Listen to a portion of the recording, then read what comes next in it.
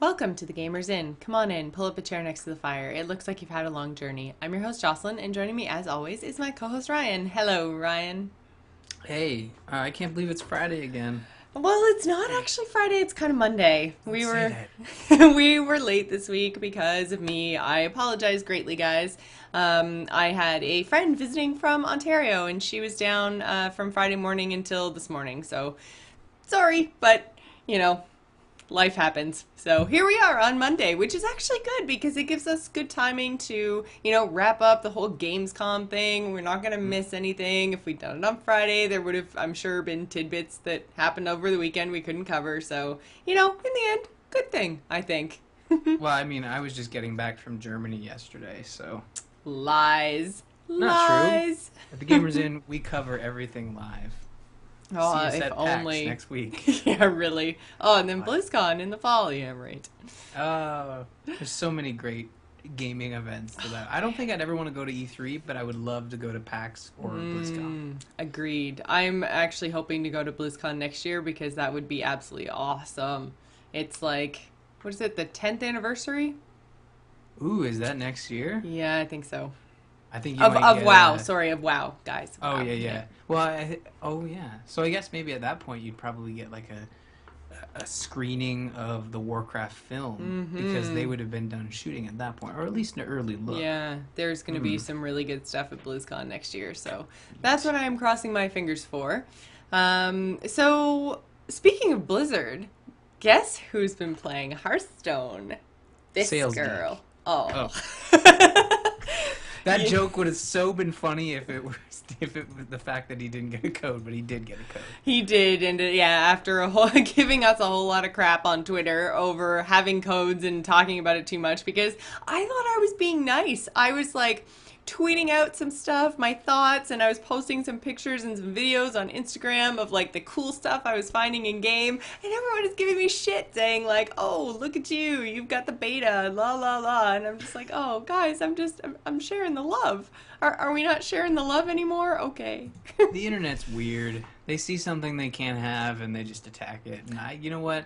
I see the Hearthstone everywhere. I don't have a code yet. I'm just really excited to hear about it because I have yet to not to get into, but have yet to try one of these like virtual card games. Besides the Pokemon card game on the Game Boy, which was fantastic. But how is Hearthstone? I want to hear Well, about this. I started playing Magic like way back in the day, like the actual physical card game, and then I tried to get into it because I obviously fell off of it and tried to get into it when they digitized it. I think I tried the Magic 2012, 13, and now I've got 2014, and I can't really get into it. It's really difficult. I find the AI is hard. Like, I don't think I've beat past the second person in 2013 and the first person in 2014. Like, I can't even beat the AI.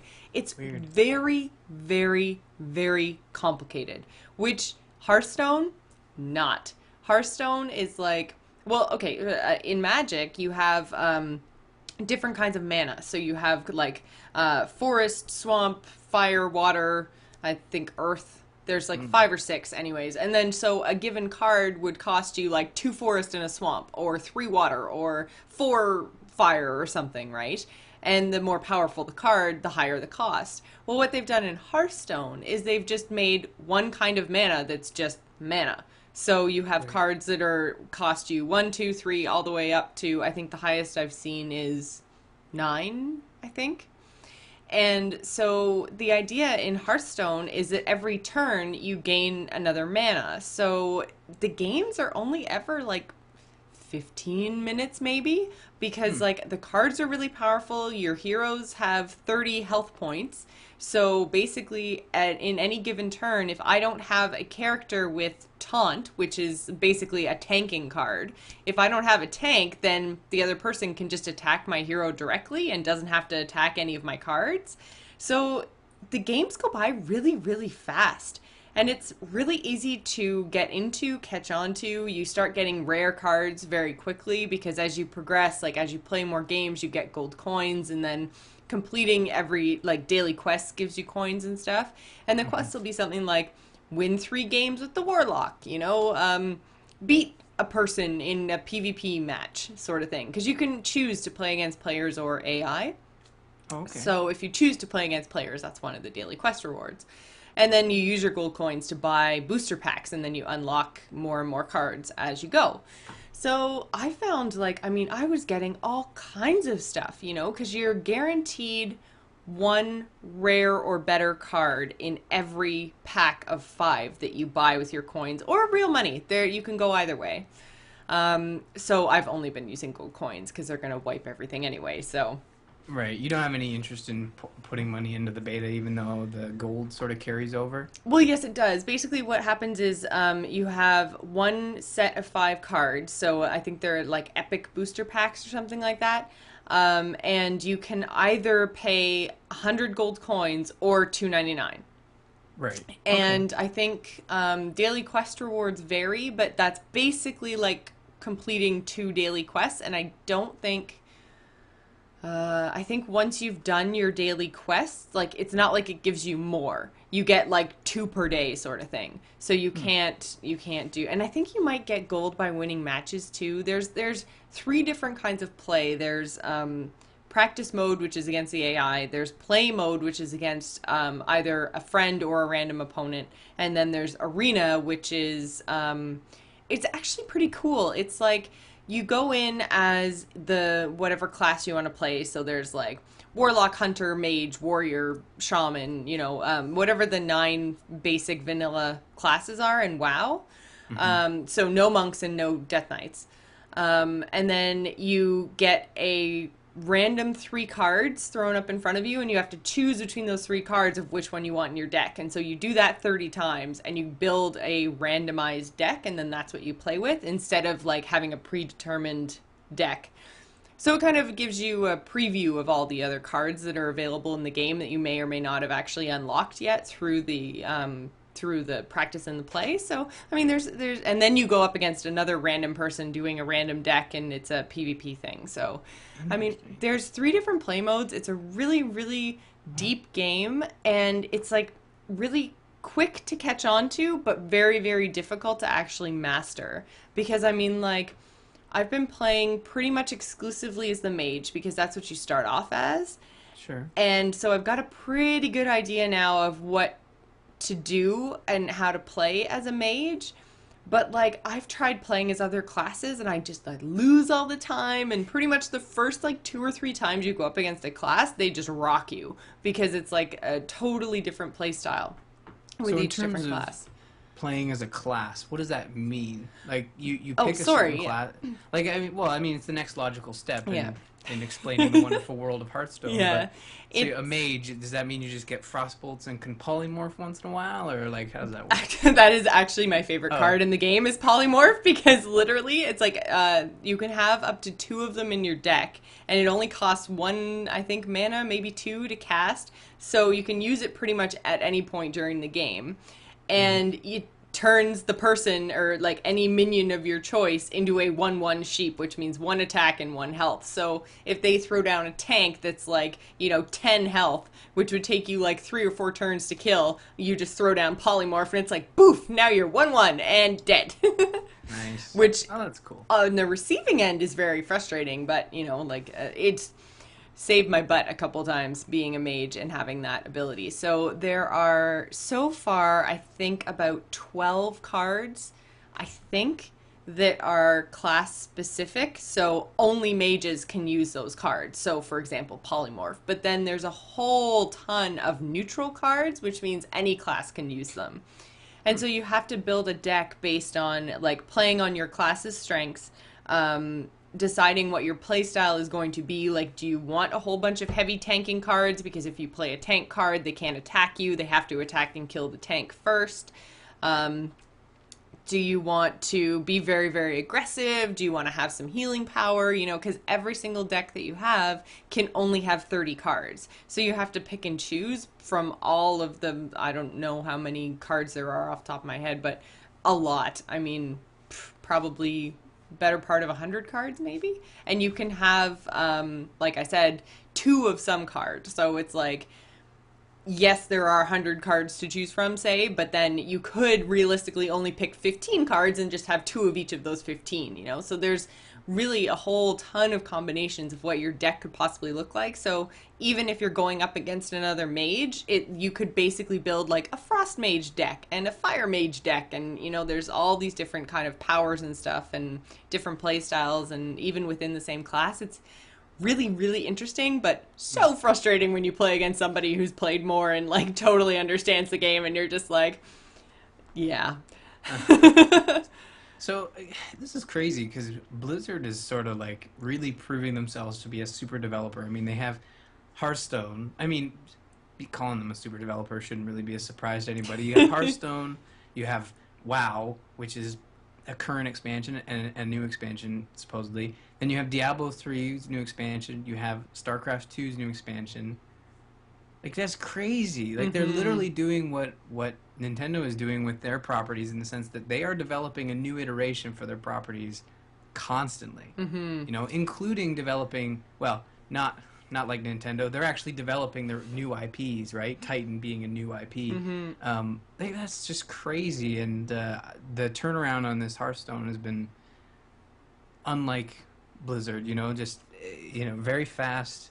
You know, you get the reveal, and then 4 or 5 months later, we have a beta. And is there any indication of when this beta will, you know, I'm asking for a friend, I swear. When is this going to be coming out to more people, and if not actually open to everybody? Does it feel like ready? Feels like, well, from what I've heard, the only reason that they're doing a beta is because they want to make sure that the classes and the cards are balanced. They don't want to see that, you know, druids win all the time, or, you know, mages keep polymorphing everyone and, you know, like, you know, winning when they shouldn't, or, you know, basically make sure that everybody is on even playing field. So, in terms of the actual game, it feels extremely polished, you know, like there are really cool spell effects, which is kind of with the biggest bonus of having a virtual card game as opposed to a real card game, is that you can actually like cast a spell and then light everyone on fire, and there's actually an animation tied to that, so it makes you feel like a real badass. So I think I've only had one real, like, not game ruining, but definitely put a dent in the playing experience. Is I was playing against Hakito, and we were chatting back and forth, and we were playing multiple matches. So one match ended, and I had the chat window open, and then it brought me into the select your character screen, and then after that, I could close and open the chat window, but I could type in it and send him messages, but I couldn't see anything that he was writing to me. So what happens is when someone writes a chat message, if you have the chat window closed, it pops up in like the bottom corner of your screen with like a little speech bubble, and it will show you what they said. But it's only there for a second or two, so I could tell he was saying stuff. I got most of it, but you know, like I couldn't go back and read what he was saying. So my chat window did kind of bug out. But I mean, there are some parts of it that you can tell. Like, I mean, I went to go into my video settings, and there is no vertical sync setting. You know, like it feels like there's some serious features missing, or that are kind of buggy. Like, it feels a little bit like a beta, but in terms of the actual, like, I mean, still, some of these issues that I'm having in the beta with Hearthstone, I mean, none of them are huge. The actual game never crashed. The play style, like, nothing froze. It was all very polished, you know, and it's so funny. Like, I've had bigger issues in final games than I'm having in this beta. Like, just Blizzard beta equals not, like, it equals pretty much everyone else's regular release. Right. So, remember, Blizzard is listening, so answer carefully. Where did you report the bug? I haven't yet. It happened right before I Give it a beta key to someone. I'm just joking.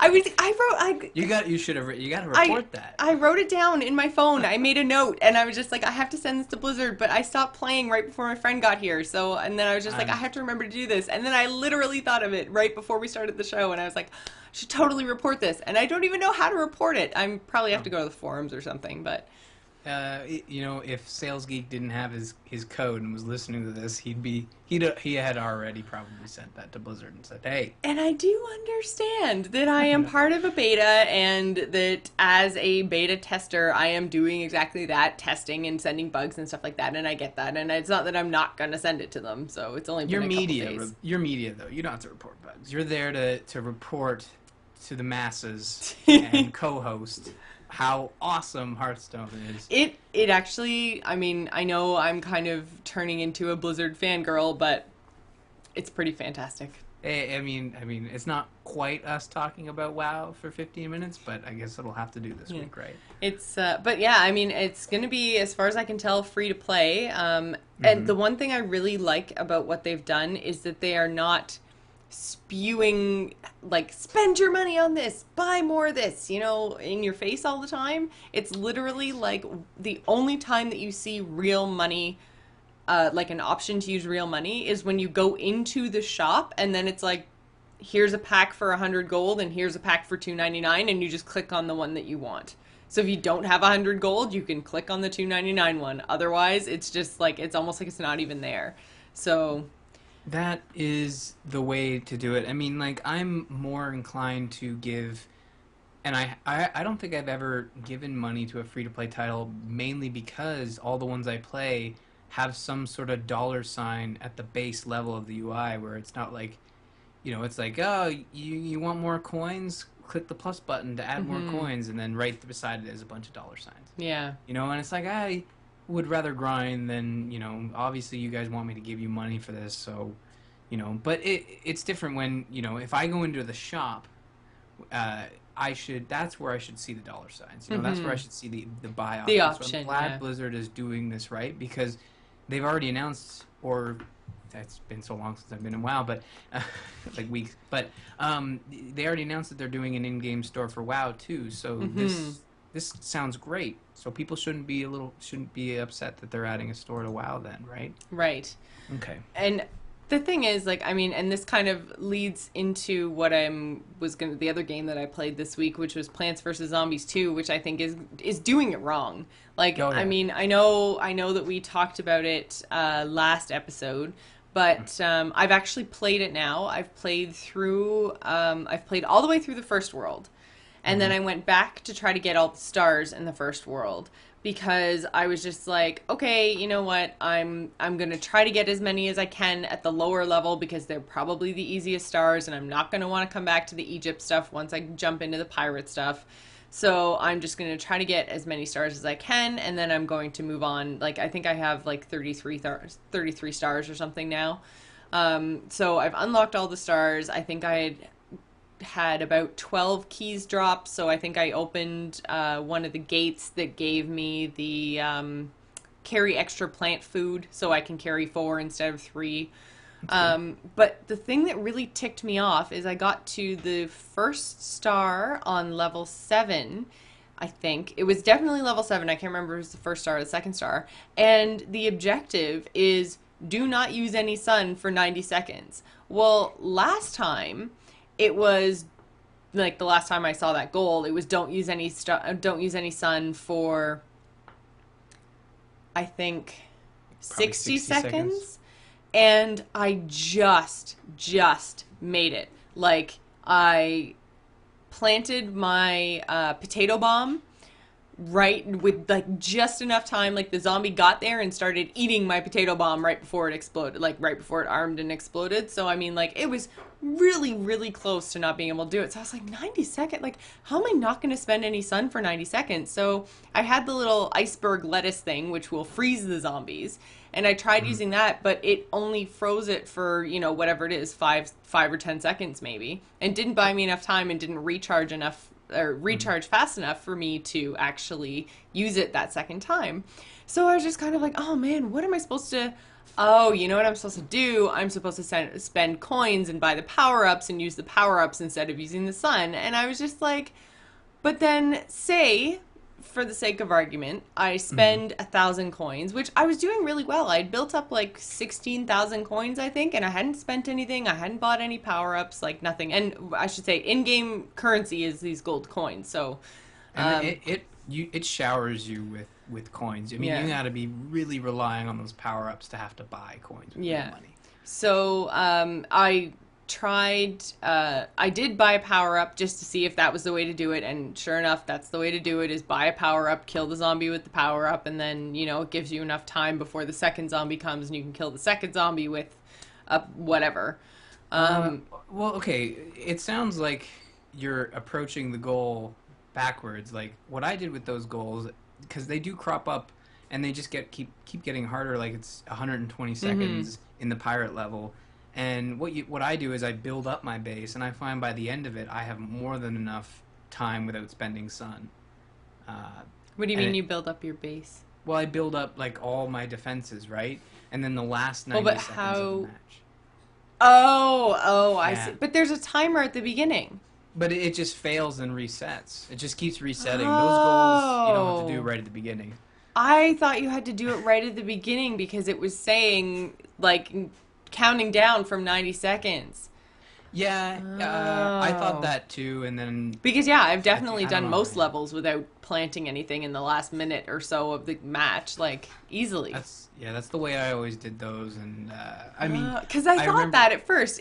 At first it sounded like you could do it at any point during the level, but then all of a sudden there's this countdown timer, and I was like, oh, okay. Well, then that makes me less angry, but basically the thing was, like, if you use the power-up right at the beginning to get that goal where you don't spend any sun, then the power-ups cost anywhere from 800 coins to 1,200 coins, which is a pretty big chunk, and you don't get them back if you lose the level.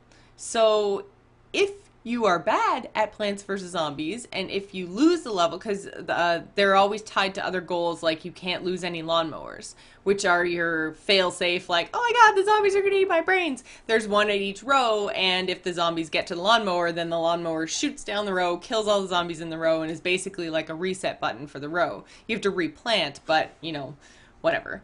So, basically, like, if you lose a lawnmower or something, or fail in some other way, it's not like you get those coins back. So, if you hit a really hard level with a really hard goal, then you've got, like, I don't know, 3, maybe 4 shots before you run out of gold, because, like I said, I amassed a lot of stuff. I didn't use power-ups through all my other playthroughs, and I had about 15 to 16,000 gold. So, I mean, using a few power-ups and losing that level a few times, all of a sudden you're down to no gold, and then what do? Oh, you buy gold. And there's constant pop-ups, I found. Yeah, at least every time you open the app. Yeah, and I found it was every time I opened the app, and then also every time something significant happened, like when I got far enough to unlock the Stargate to go to the pirate thing, then there was a pop-up. I think the first time I opened like a gate, like with the keys, there was a pop-up. And then there was a pop-up when I was doing the pyramid thing, which was like you start with a certain number of, whatever. The endless waves thing. Mm-hmm. And there was a pop-up before and after that. And I was just kind of like, okay, I get it. You have chilies and I can buy them, and, like, you want me to rate you and this, that, and the other thing. And I was just like, oh, man, like, stop now, please. It's unfortunate, because it is a really good game. I am enjoying the Plants vs. Zombies gameplay. It's a really nice update. I think I would like it a whole lot more on the iPad. I've been playing on the iPhone because I've been playing on to and from work. And I find it really hard to do, because one of the power-ups is you can pinch the zombies' heads and then kill them. I can't, the pinch motion on the phone, it's way too small. So I can It's very hit and miss. Yeah, I can use either the flick one to flick them off the screen or the electrocute one, but even the electrocute one I find is really tough, so. The electrocute one is basically the win button, because Yeah. I just kind of like, and it usually kills a You good just portion wiggle. of them. Yeah, it seems to work. Mm-hmm. I agree. I think on the iPad it's probably a better game. Unfortunately, my iPad 1 can pretty much not handle anything that comes out new, but it would run on your iPad 2. But yeah, since we last talked about it, I unlocked all the worlds, and I've just been playing, like, sort of whenever I'm bored, like at lunch or something, and just kind of sitting there and plugging away. And Yeah, I remember me saying that I had unlocked the first world and hadn't got to the Stargate at the end of the Mm-hmm. second, and man, that's where it hits you. I think I can't remember if I said this, but like you get to the end of the second world, whereas at the end of the first world, it's like you need 15 stars, and at that point, you pretty much collect half of them just by going down the paths and stuff. So Mm-hmm. it wasn't that bad. The last one's like 30, which really requires you to go back and Mm-hmm. grind. And I mean, I shouldn't complain because the most of the challenges are fun and it's still like the same good old Plants vs Zombies defense with like an added twist of the Mm-hmm. challenges. But um, the one good thing that comes out of this sort of structure is that we are going to get more PvZ content faster than it took them to get us Plants vs Zombies 2. You Mm-hmm. know, like I think they've already said that the next major update is like future zombies, Yeah. and that's probably going to come out in the next month. So I think we should, if we want to focus on the positive, there's your positive. If we want to focus on the negative, we can focus on, Well, the I free to mean, play. I just think that they've basically done free to play wrong. They've done free to play Yeah, the same way that EA implemented it in The Simpsons, and it's just like there are some things that you just can't really do if you don't pay money, and like it just yeah. The it bugs me when money becomes like a win thing, a win button, or whatever you want to call it. If right. you've got, that piece of gear you can buy that gives you extra XP or more strength or whatever, and then, or if you can just buy power ups over and over and over, or whatever the case is, like it just, I don't like it when money impacts gameplay. If you want to give me a different color hat, I will wear a different color hat and I'll probably pay for it, and that's fine. But, as soon as you start, changing the mechanics of the game based on who's paying and who's not, that's when I start to have a problem, and I don't like it when it's thrown in my Yeah. face. So, And it's not really like I wouldn't even call it a win, but I think that what most frustrates me about like it's literally a paywall in the sense that unlocking a new world and paying for it is just I don't want to play the game. I just want to get to the next level. hmm To me, that's what it's so like have because you have you actually paid real money for it yet?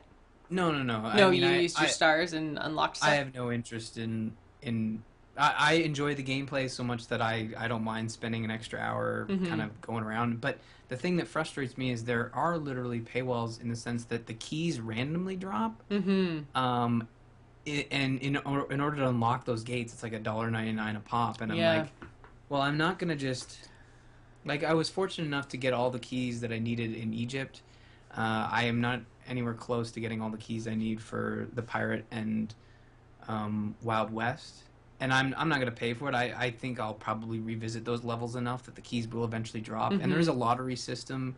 Each day, I think a Yeti appears, and if you kill the Yeah. Yeti, you get like a treasure box, which hmm sometimes gives you like 3 keys. But anyways, like I have no intention on paying $1.99 for 3 extra challenge levels. hmm That's crazy. Like Although I will say that I'm enjoying those. yeah, Um, they mix up the gameplay. I really, one of my favorite parts of Plants vs. Zombies the first time around was the conveyor belt one, where Yeah. there's the conveyor belt going by and it gives you the random plants, and then you just have to try to plant whatever you're given and defeat the zombies that way. And I really like that because you never know what you're going to get. It's not like regular Plants vs. Zombies where you can build up your sun and have a strategy and be like, okay, at 25 sun, I'm going to do this. At 50 sun, I'm going to do this. At 100 sun, I'm going to plant this. And, there's none of that because you never know what this conveyor belt is going to spit out at you. So, Yeah. that's probably my favorite game mode. And I do also like the matching that they've started, although I don't like, because basically what happens is the zombies come out and they have cards, and then you click on them and then they turn the card around and you have to like match two, so it's a memory game.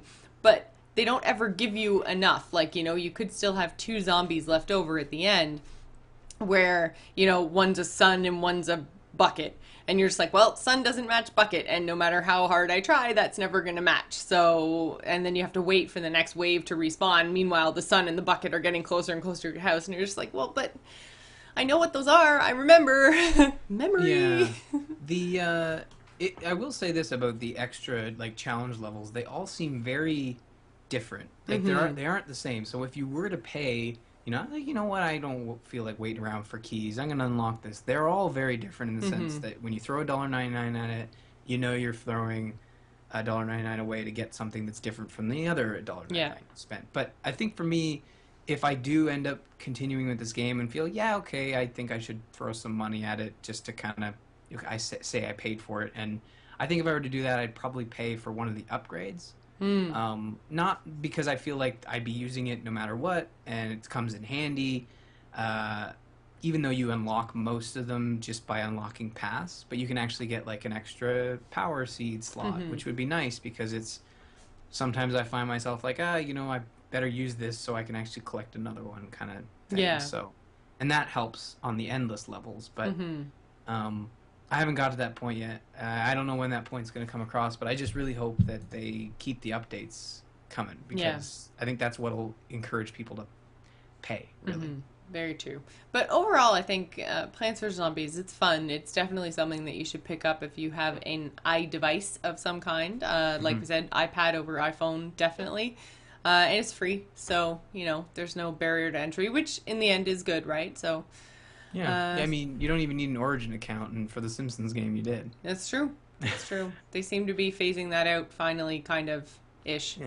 So what else did you play this week? Because you have some pretty sweet titles on this list here. Mm.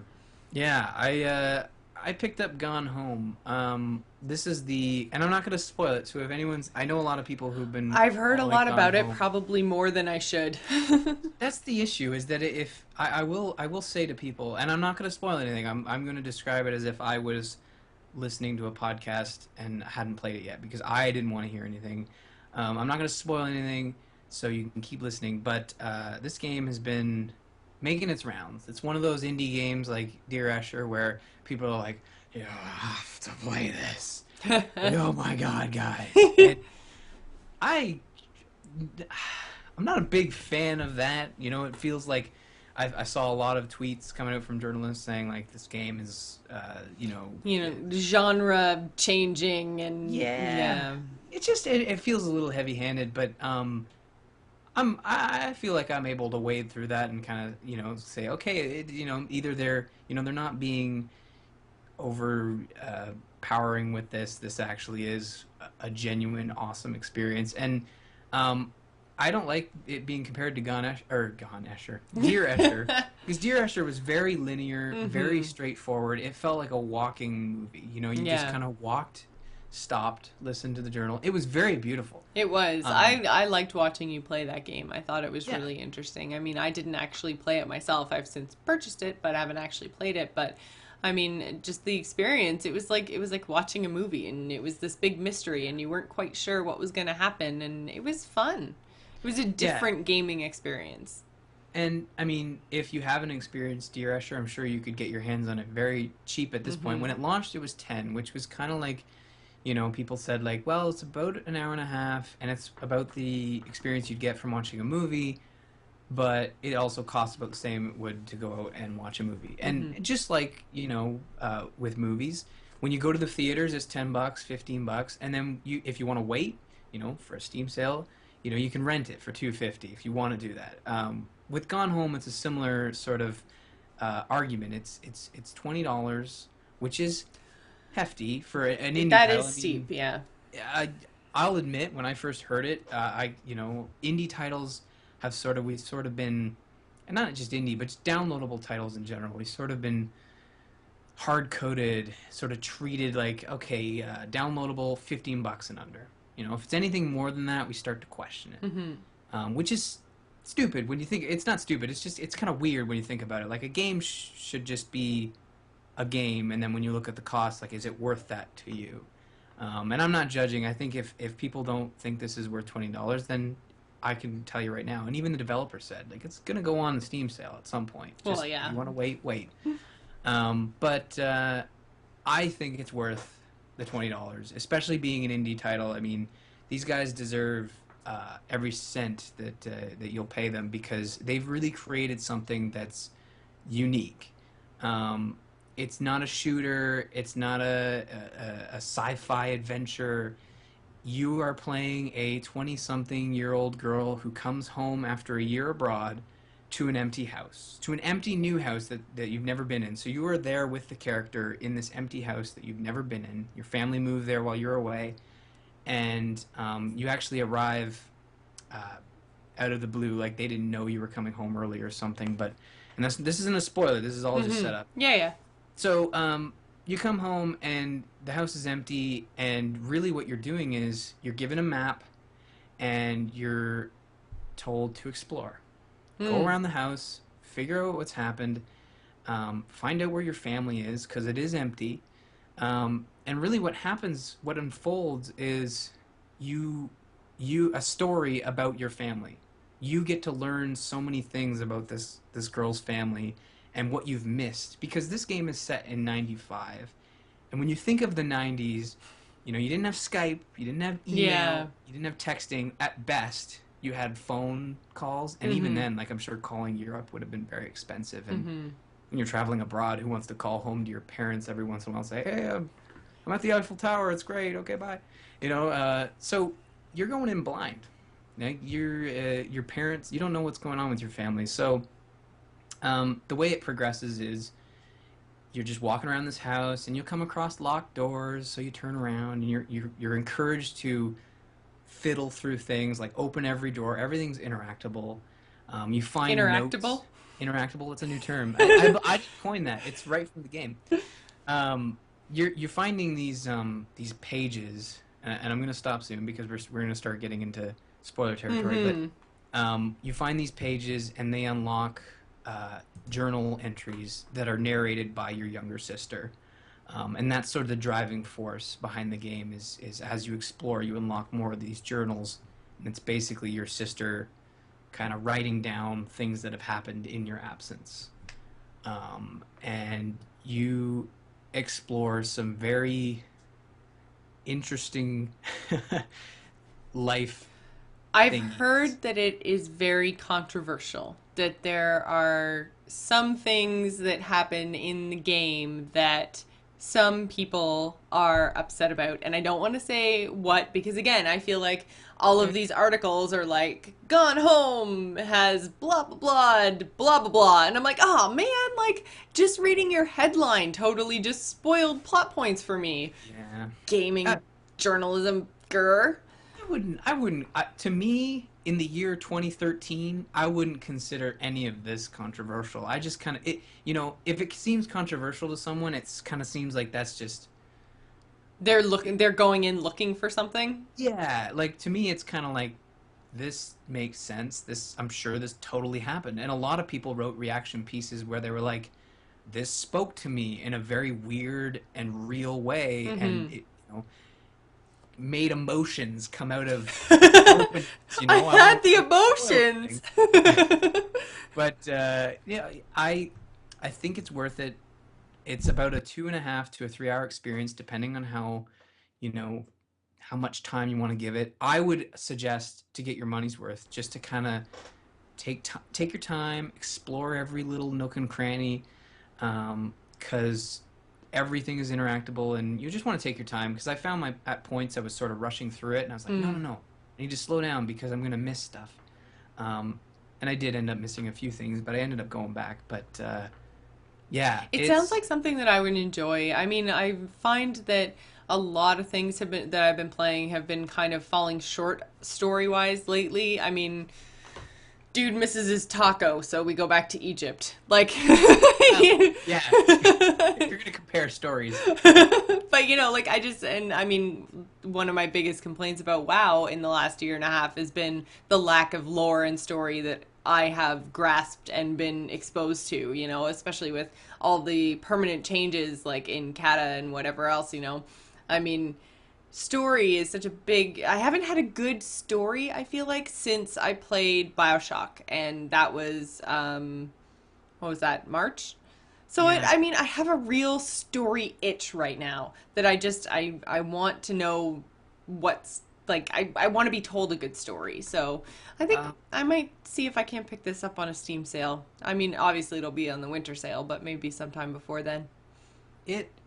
It'll scratch that itch. If anything, it'll really scratch it, because this is story. This is very like in terms of Gone Home, when you compare it to Deer Asher had a great story. Mm-hmm. Gone Home has a better story because you're discovering it on your own and you're piecing it together as you find these things, and your mind is constantly like, "Oh my God, is this what's going on? Oh no, never mind. This contradicts that," and leads you on a totally different path. Mm-hmm. Like I hadn't pieced together what was going on until near the very end when things start to come together. And if you, like I said, if you rush through it, you're gonna miss clues and you're gonna completely like what was going on with this person. I Mm-hmm. mean, I must have missed a key part because when I actually finished the game, I had missed a room in the basement that totally explained like a good portion of one of the pieces. I'm being very general, people, Yeah. and like, But now I know there's room in the basement, so now I'm totally gonna go in the basement. well, there's a basement. Spoiler alert, but it's a mansion. Like, there's going to be a basement. But I would highly suggest it, and I would also highly suggest if you can hold out for a couple more weeks, then I think the spoilers will subside. People Mm. will stop talking about it as something new comes out. So if you want to wait for a Steam sale, I mean, you probably only have a couple more weeks where spoiler territory is very hot and heavy. Yeah. But definitely recommended because man, that is a story. It's super real. It feels Even at like the $20 price point. uh yeah, because I mean, like I've been playing a lot of like shooters. I picked up the Bureau and Saints Row 4, which are very different games. And it's just like they're both very heavy shooters, and I'm just like, Gone Home was just a treat to Yeah. just play A something that was departure totally from what you're used to. very different. I haven't played something like it since, well, Dear Escher, so Yeah. almost over a year ago. So it's a nice break. So you mentioned you picked up The Bureau. What was that like? Yeah, We'll just cover it quick because yeah. we're running long. I'm still working my way through it. I'm probably like 3/4 of the way done. If people saw the reviews, it's been getting a lot of mixed reviews. Some slightly high, or not slightly high, but just above average, and some like this game is pile of shit. Stay away. I'm sort of right in the middle in the sense that I love You know. you know what.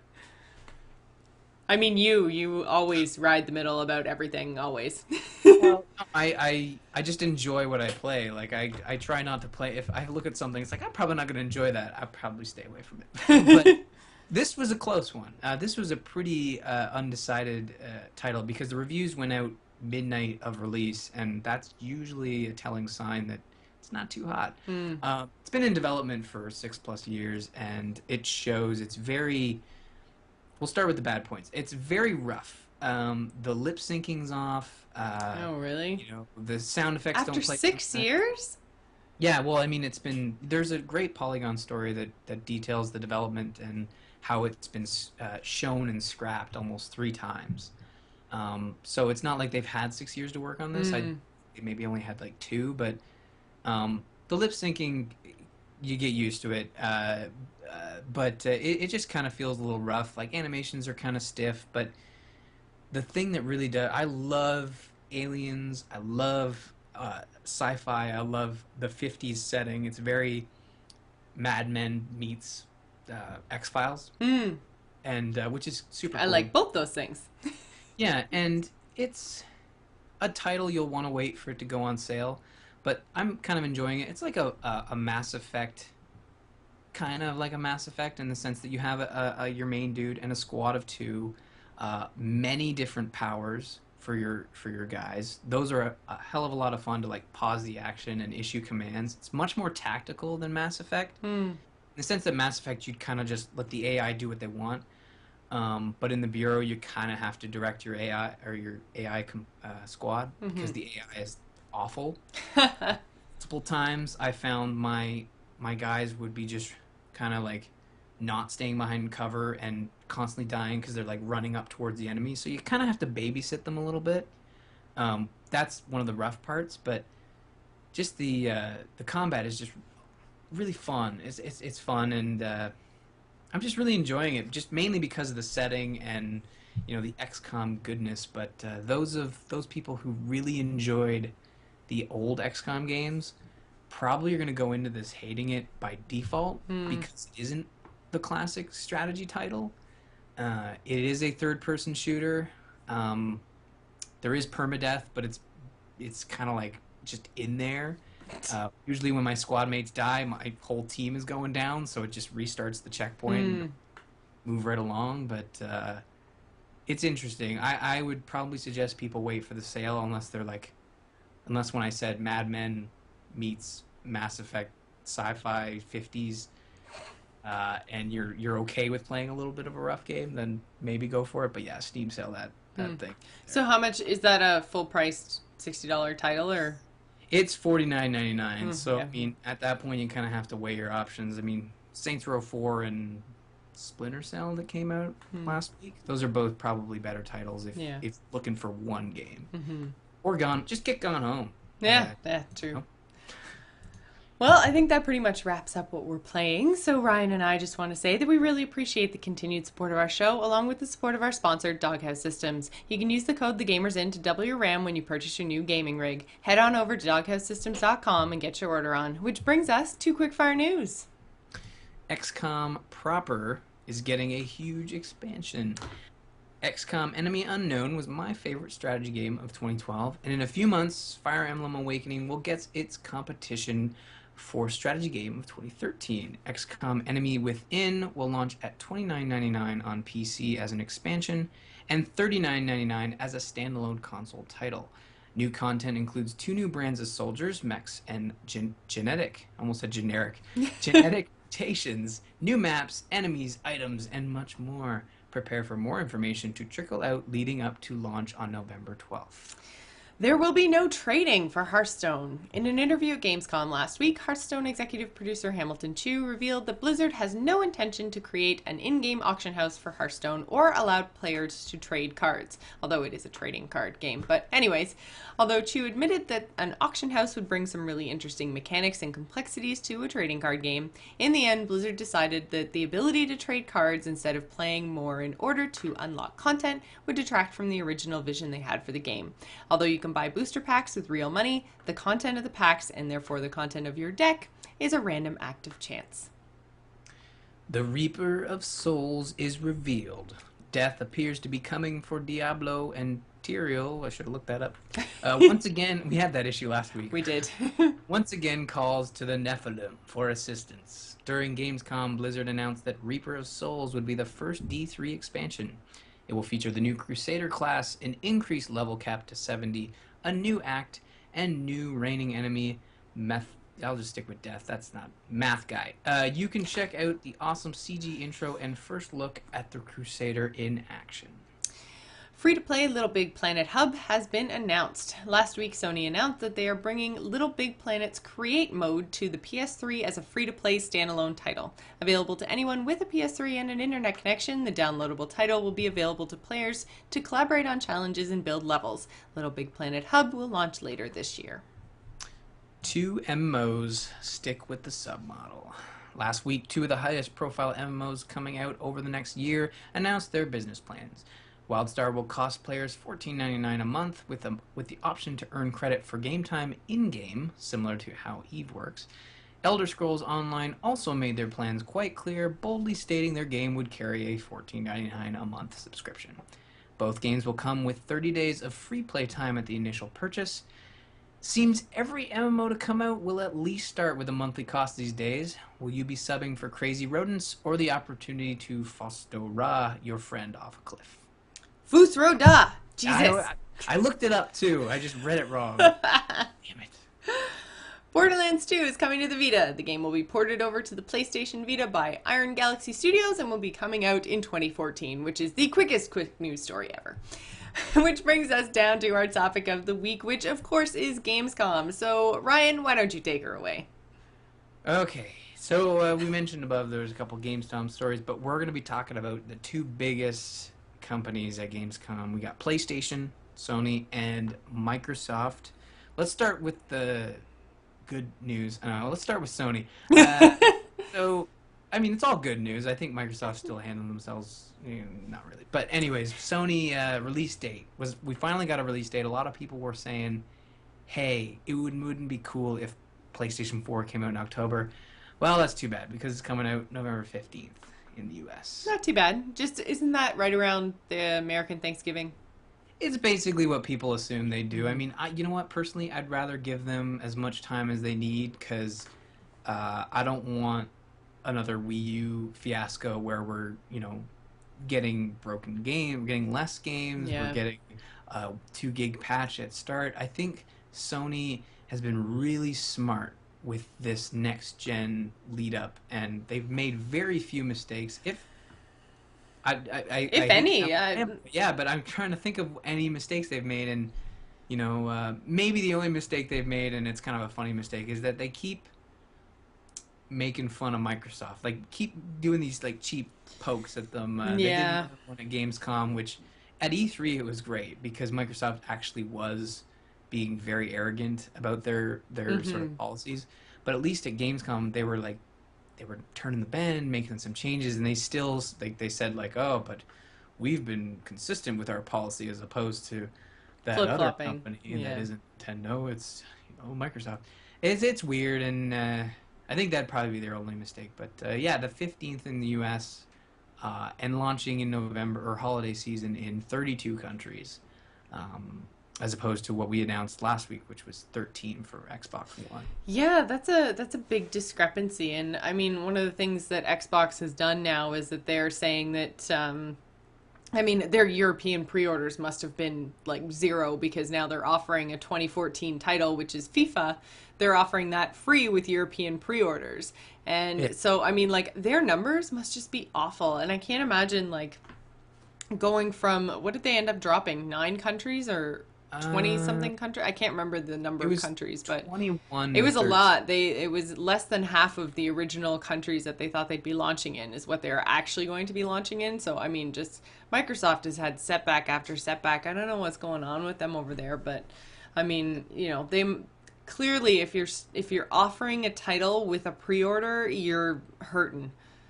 Well, I mean, if we look at the title, like a lot of people, I don't know if you're a sports game No. fanatic. I mean, I'm not, but what I do know about sports titles is that the first game to come out on next gen usually isn't on par with the prior version to come Hmm. out on current gen, because they are making a lot of like cuts to get it working on a new engine. Right. Um, but I don't know that for a fact. But that being said, it's nice that for the FIFA fanatics who go out and buy it day one in September or October, can then continue their campaign on next gen without spending any extra money. Mm-hmm. That's the one positive I can see out of it, and that's a huge win in Europe.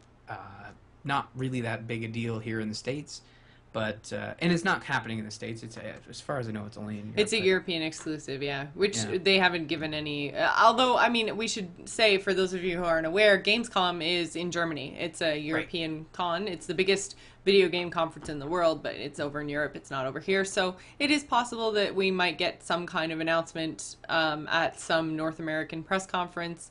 Right. Microsoft has been doing a lot of the Apple style conferences where they're just, doing a press conference separate from any other regular con. So, and we still have PAX coming up, right? So, Yeah, PAX is this weekend, and I hmm wonder if, like, Microsoft has got one final announcement in their back pocket because we don't have date, and well, we don't have date. yeah. That's their big news. And do they do that at PAX? Is there a point in doing their own event? Like, everybody come out to Washington. Here's the date. Okay, we'll see you in November. Yeah. Like probably not worth it considering they already have nailed it down to November. hmm But like going back to like the countries that they're launching, and I had a quick conversation on Twitter with somebody, I can't remember who it was, about the countries. It might have been Paul. Just that if you look at the list, they're still hitting the big markets. hmm Um, but I did see a lot of people were kind of upset in Europe that they were going to miss their country and probably have to wait till 2014. hmm But some of those countries all, I'm not saying like, they were saying it's like, well, they're probably hitting their main markets, and I said, well, gaming is a global thing now. Yeah. It's not the 80s or the 90s where it was just like a couple key countries. Now it's global. hmm So when you miss out on a launch country, that gives Sony or Nintendo or whatever an opportunity to capitalize. Exactly. And we already know that Sony is perfectly okay with capitalizing on Microsoft's mistakes. So it'll be interesting to see how it plays out. But I know Microsoft is very focused on winning North America. Like that's their goal. It'll be interesting to see how that goes. But Although I will yeah. say, I mean, I think Sony's big win that came out of Gamescom was the announcement that they were getting Twitch TV support because, I mean, Yeah. obviously, we're on Twitch right now. Hi, Twitch. We love Twitch. All gamers love Twitch. If you are going to have a streaming service, it's not Ustream. You want to be on Yeah. Twitch. You want to be able to stream your games live to the streaming service that is set up for gamers. I mean, that was huge because that was the biggest thing that was pulling me towards Xbox was the fact that if I wanted to stream my console titles, I had to do it in Ustream, and I was just like, that's not where I want to be streaming my games, you know? I mean, I'm a little bit ticked off at Twitch right now with the whole ad thing that they kind of threw in a few weeks ago, but you Yeah. know, it is what it is. It is a free streaming service. I wish there was a way to remove it for everybody, but there isn't. So, you know, in the end, we make do with what we have, and Twitch is what we have, and Twitch is where the gamers are. So, I mean, clearly that was a huge win for PlayStation, and I don't know like how long they knew about this, if this is something new. They did say that it will be supported, but possibly not at launch, but Oh, okay. shortly after. So, I mean, it seems like something they must have gone and wooed Twitch somewhere between E3 and now, but that will This be provide support will be provided on the PlayStation to stream straight Yeah. to Twitch. So That's huge. It was huge news because when I first heard that, I was like, "Oh, great!" My only sort of hitch when it yeah, came to the next gen consoles, which seems silly because because it's about the games first and foremost, and at least I can stream. I it guess I is. can But just. at the same But time, I mean, like you were saying, I think last week that it's right now kind of a pain to stream from your console. Like you had to oh go yeah, out and buy separate hardware, and you know, in the end, it's just a pain in the ass. You know, whereas if you can just push a button on your system to stream to the internet, I mean, you and I stream stuff all the time. So mhm, we want to be able to stream gameplay. And I do understand that we're kind of not unique, but definitely a small portion of the gaming population is that streaming is actually very important to us. But right. at the same time, I mean, like, yeah, having Twitch is just such a huge win. Yeah, and it was really the only thing that Microsoft had over Yeah. Sony in the sense that they were Other than exclusives, but well, I mean, Microsoft's all about the sort of like locking down services and saying like, hmm hey, we got Facebook and Twitter on the Xbox. Hey, we got, now we have Twitch. And they really were and made me scared in the sense that like we have exclusivity with Twitch.tv support, hmm which came out months after Sony was like, hey guys, we have Ustream. yeah, And so this is probably the best news to come out of Gamescom besides a release date, yeah.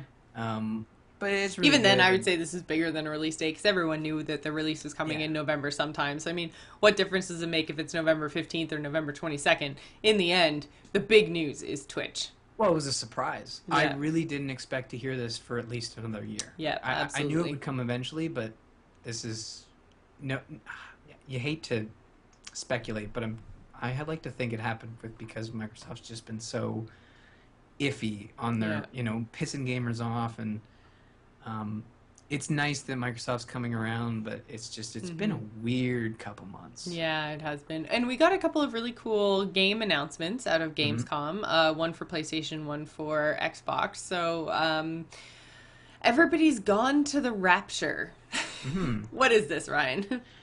We talked about Dear Escher when we were talking about Gone Home. This is by the guys who made Dear Escher, the Chinese Room, and they're coming out with a launching first on PS4 title called Everybody's Gone to the Rapture, and the tagline is the game begins when the world ends, and it's basically I don't think we know a lot. It's a very beautiful game, and Obviously. you play a character just wandering around as the world is ending, and maybe you're searching for a loved one or Hmm. something. I don't know. I was gonna say I'm really, although I like Dear Escher and I like the idea of Gone Home.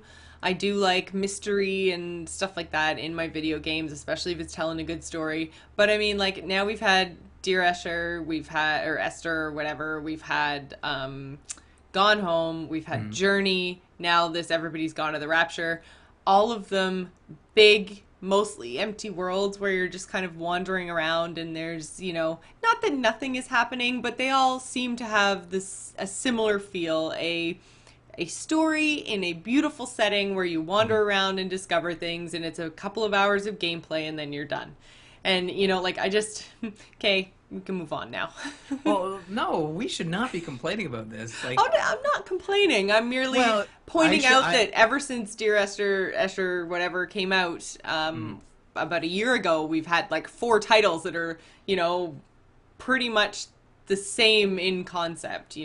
Right. Well, I mean, I would argue that those titles, having played most of them, I would argue those titles are sort of evolving as opposed to their big budget brothers Call of Duty, where it's Well, just true. like, here's As another soon as I 8 hour was, campaign. yeah, as soon as I was saying it, I was just like, okay, yeah, but then you've got, Call of Duty, which is the same as Battlefield, which is the same as, I everything else. understand what But you're saying in the yeah, sense that it feels like we're getting a lot of these, but it seems like it's there's a a good lot of them that came out of nowhere. Like yeah. it's something that came out last year and now everybody's doing it. Well, I mean, you could even argue that The Walking Dead was similar. Mhm. You've got your apocalyptic world that you're wandering through. It's, like a click adventure title, and it had a little bit more action than these other games, but it was the same sort of thing. You walk into a space and you look all around and you pick up clues, and then you have interactions with people, and then you move into the next space.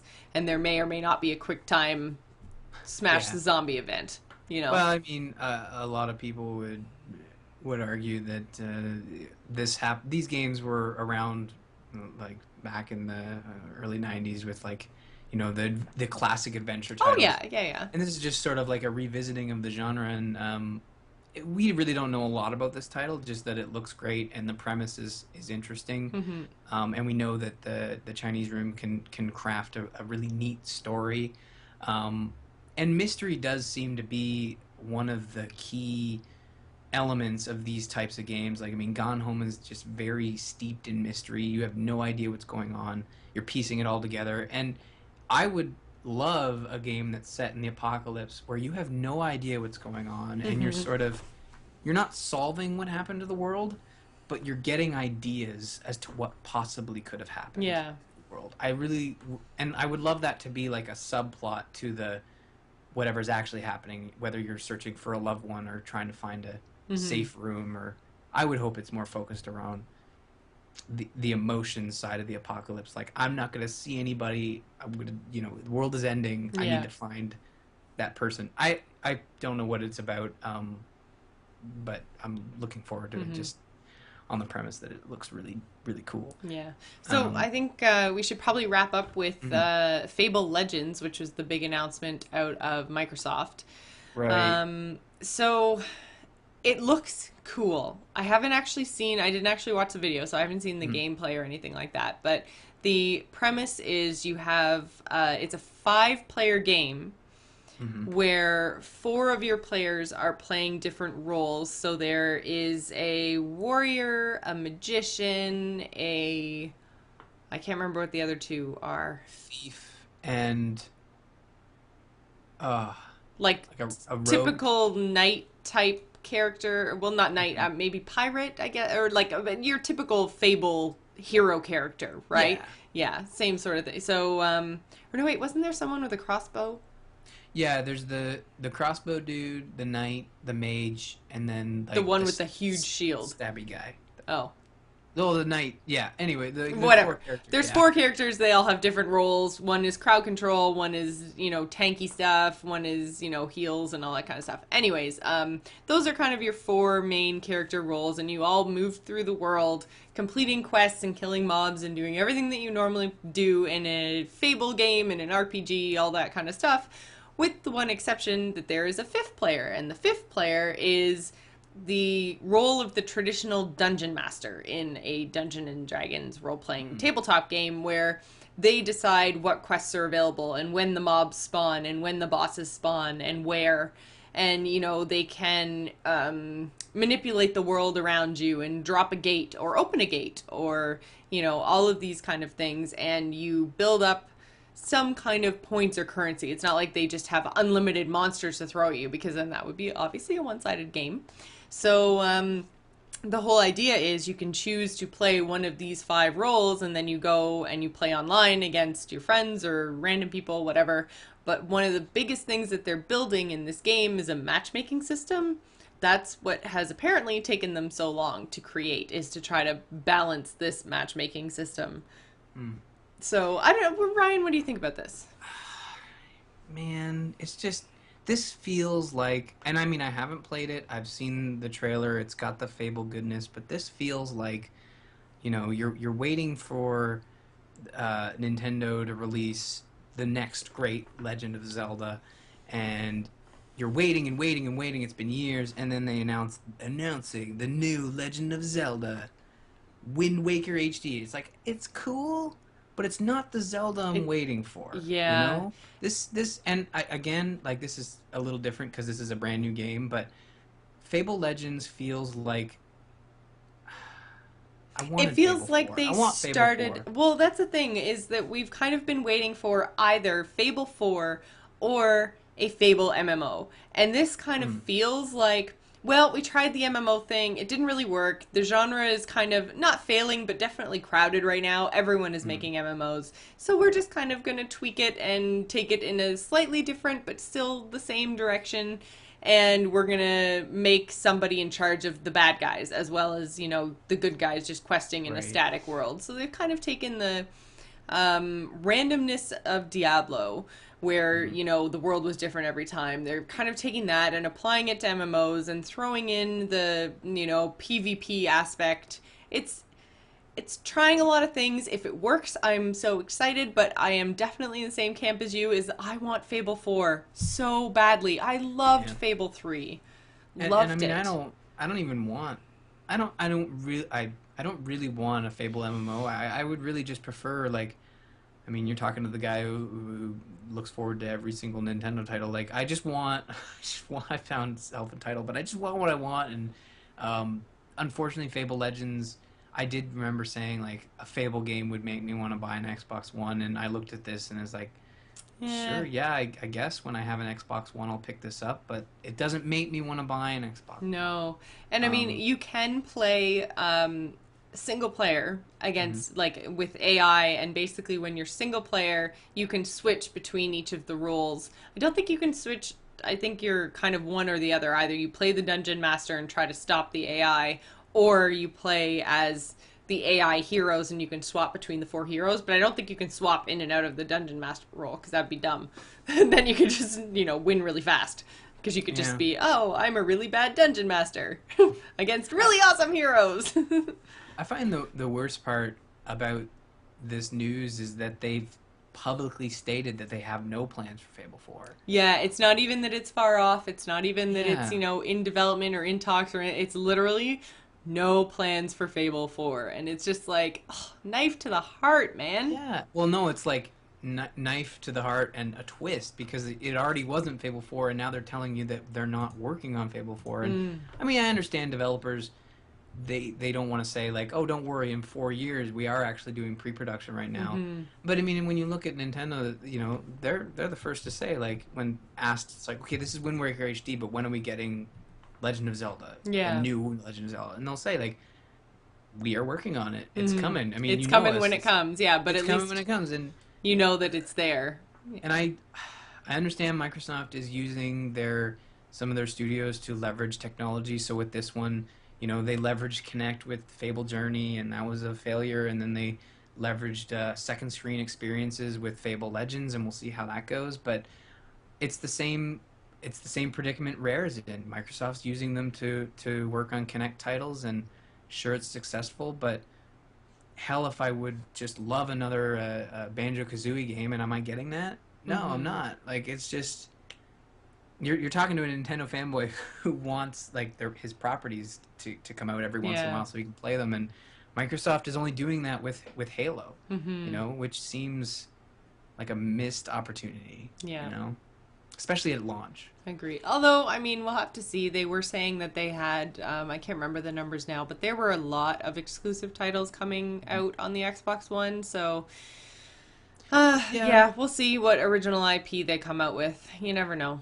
but I think like when you look at Sony, they're doing right by saying, here's our launch lineup, here's some original IP, here's some stuff leveraging new technologies, but here's also the IPs you recognize. Here's your Hmm. new Killzone, here's your new Infamous. We're not talking Uncharted right now, but you could, or God of War, but they're coming down the road. Yeah. Whereas Microsoft was sort of like, here's a twist on Fable, here's a Killer Instinct and a couple new IPs and a new Forza racing game. Oh, and Halo at some point. But we're not talking Gears. We're not talking Banjo-Kazooie, whatever, all their other properties. It just seems weird, you know? It is. Everything that they're doing is weird. But, Yeah. That Man, pretty how much...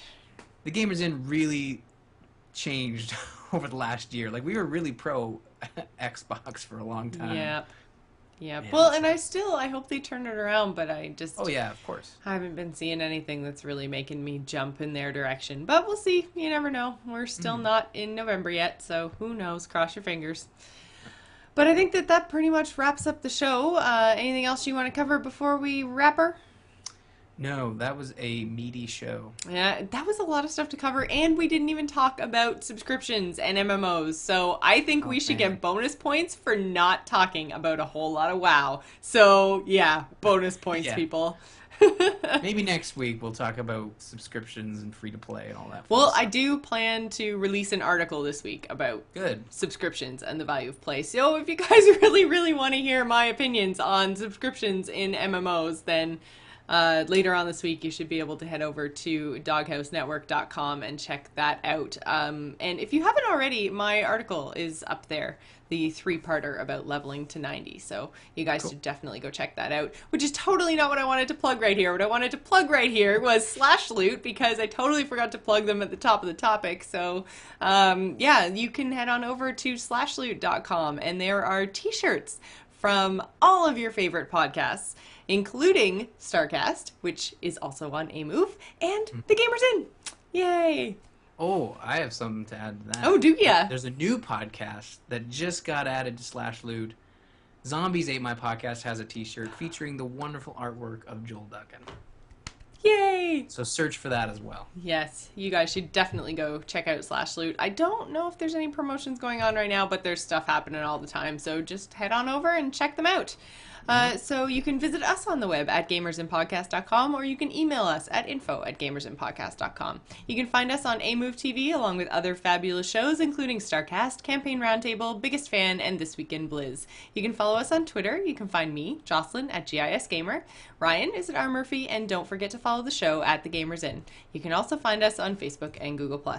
Before we go, I wanted to give a quick shout out and thank you to Greg Moffat for creating our music. You can find him on Twitter at SoundsInfluence. We would also like to thank Joel Duggan, who does all of our graphic work. You can find him and everything he does at joelduggan.com. So thanks for staying at The Gamers Inn, and remember, tune in next week.